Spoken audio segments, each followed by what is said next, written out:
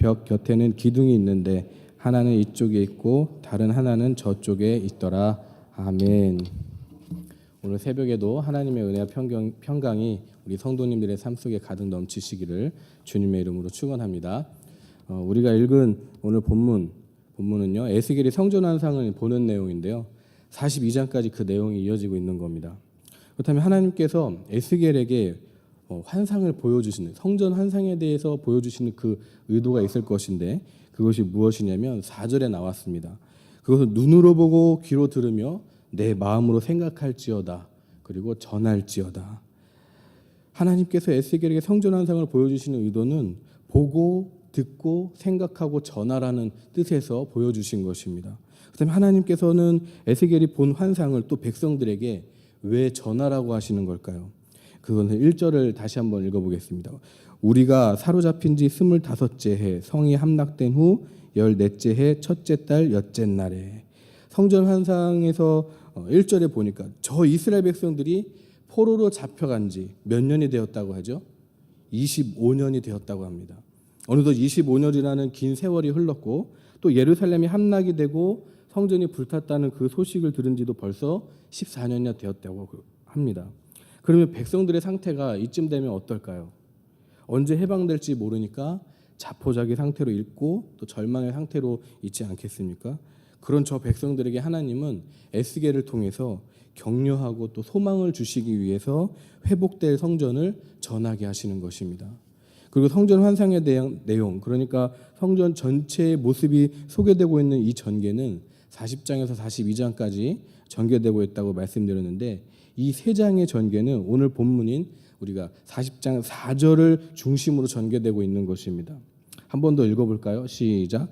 그 사람이 내게 이르되 인자야, 내가 내게 보이는 그것을 눈으로 보고 귀로 들으며 내 마음으로 생각할지어다. 내가 이것을 내게 보이려고 이리로 데리고 왔나니 너는 본 것을 다 이스라엘 족속에게 전할지어다 하더라. 네. 그러니까 40장에서 42장까지는 이제 큰 그림을 보자면 내가 내게 보이는 그것을 다 이스라엘 족속에게 전하라라고 하는 것인데, 이 말씀을 중심으로 이제 에스겔이 성전을 보는데 처음 보는 것이 뭐냐면 5절에 있는 담입니다. 담. 그리고 우연치 않게 하나님의 계획 가운데 또 보여주시는 거죠. 마지막으로 보는 것도 바로 담입니다. 그것이 42장 20절에 나와 있어요.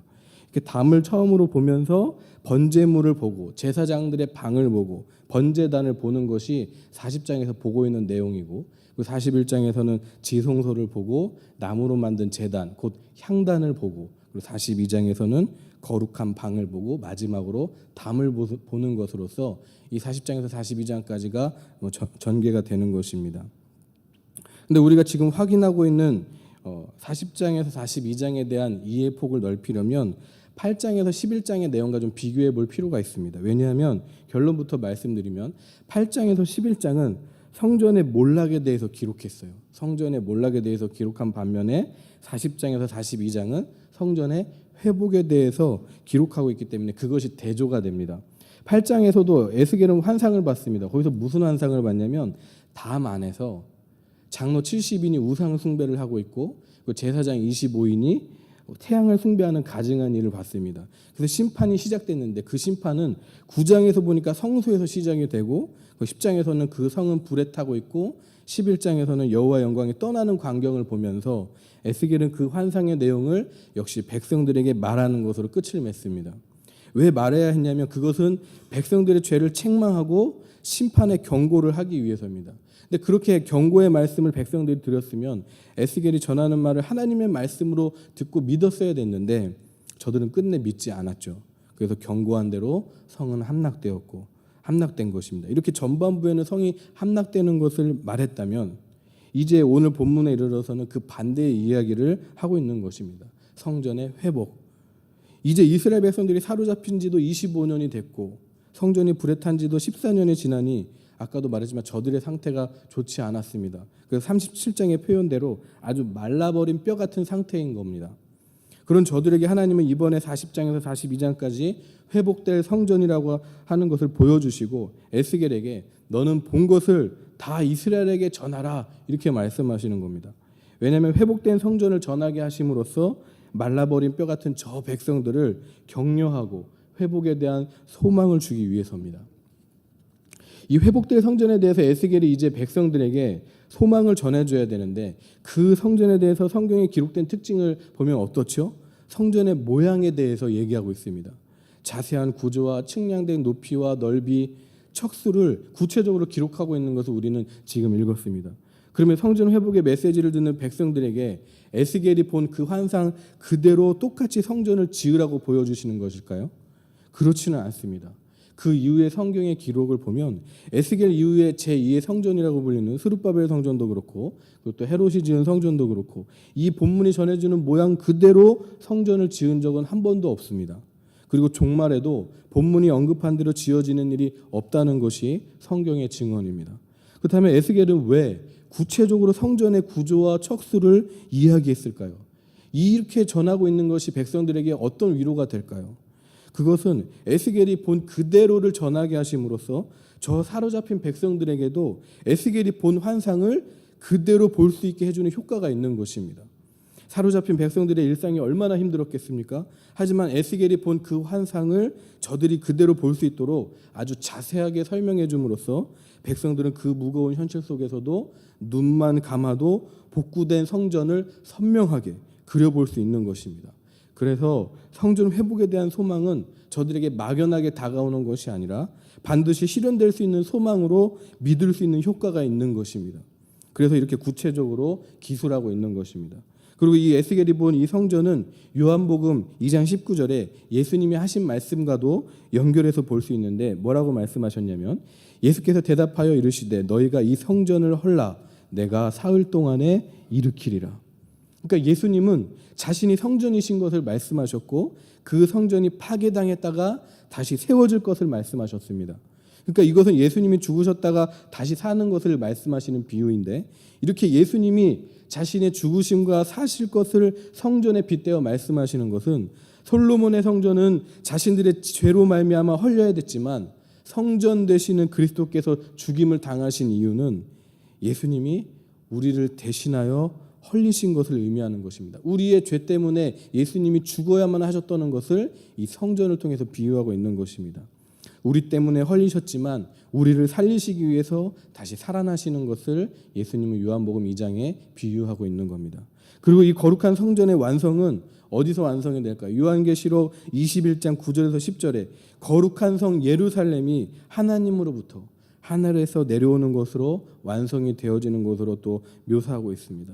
그래서 요한계시록 21장에서 22장은 에스겔서 40장, 48장을 반영하고 있는 것으로 우리는 볼 수 있는 것입니다.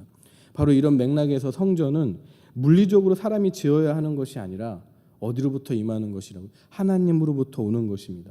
그리고 요한계시록의 21장 22절에 성 안에서 내가 성전을 보지 못하였으니 이는 주 하나님 곧 전능하신 이와 및 어린 양이 그 성전이심이라.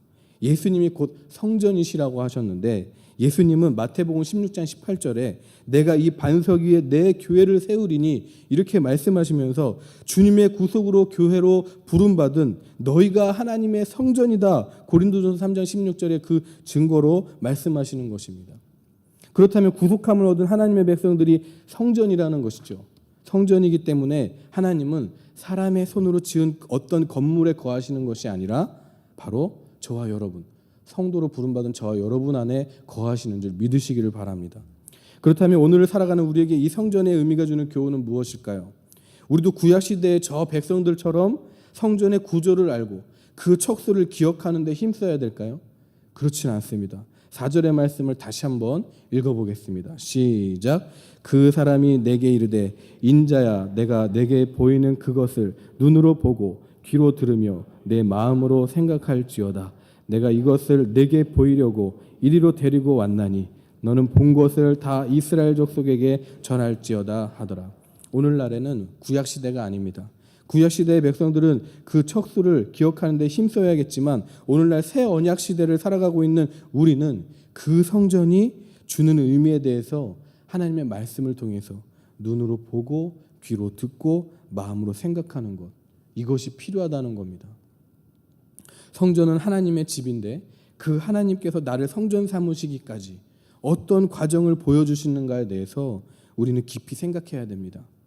내가 하나님의 성전으로 부름을 받기까지 하나님께서 사랑과 함께 거하시는 그 시작이 어떻게 되셨고, 그 함께 거하심은 왜 파괴되었고, 그리고 그 파괴된 거하심은 어떻게 회복되고 있는가, 그리고 어떻게 완성되어 가고 있는가, 이것에 대해서 우리는 깊이 생각해야 됩니다. 그런 의미에서 오늘 본문에서 우리가 깊이 생각하며 바라봐야 할 단어 3가지가 있습니다. 그것은 바로 번제단과 번제물과 제사장입니다. 이것이 왜 중요할까요? 왜냐하면 구약의 성막 규례를 보면 죄인들은 하나님께 나아가기 위해서 반드시 거쳐야만 하는 것이 있는데 바로 그것이 번제단이고 번제물이고 제사장이기 때문입니다. 오늘 본문에는 43절에 희생의 고기가 있죠. 그것이 번제물이죠. 47절에 제단은 성전 앞에 있더라. 그리고 46절에 제단을 지키는 제사장이 쓸 것이라면서 제사장이 등장하고 있습니다. 이렇게 나와 있는데 우리는 이 단어들을 통해서 예수님의 희생과 사랑을 만납니다. 예수님은 말씀이 육신이 되어 우리 가운데 거하시고 우리를 성전 삼으셔서 영원히 함께 하시겠다고 임마누엘 하나님이 되셨고, 또 예수님은 염소와 송아지의 피로 하지 아니하고 오직 자기의 피로 영원한 속죄를 이루신 속죄 제물이 되셨고, 그리고 마지막으로 예수님은 장래의 좋은 일의 대사장으로 오셔서 지금도 저와 여러분의 온전한 회복을 위해서 하나님 보좌 우편에서 우리를 중보하시고 다스리시기 때문이죠. 이제 말씀을 통해 발견한 이 성전의 의미들을 우리는 깨달아야 됩니다. 단순한 관념적인 깨달음이 아니라 4절의 표현으로 눈도 사용하고 귀도 사용하고 마음도 사용해서 전인격적으로 이 성전이 주는 의미에 대해서 깨달으셔야 됩니다. 이것이 복음 아니겠습니까? 여러분, 성전 앞에 번제단, 번제물, 제사장 이 단어들을 통해서 우리 삶에 주와 함께 하심이 있고, 또 우리 삶에 주님의 희생이 있고, 그리고 우리 삶에 주님의 다스리심이 있다는 것을 온전히 믿고 확신을 가지시기를 바랍니다. 그래서 이 땅에 매이는 삶이 아니라 하늘에 매이는 삶이 되고, 사람에게 매이는 삶이 아니라 하나님에게 매이는 삶을 살아서 하나님을 더욱더 사랑하고 이웃을 사랑하는데 구속된 백성의 역할을 잘 감당하시는 오늘 복된 하루가 되실 수 있기를 주님의 이름으로 축원합니다. 기도하시겠습니다. 하나님, 예수 그리스도로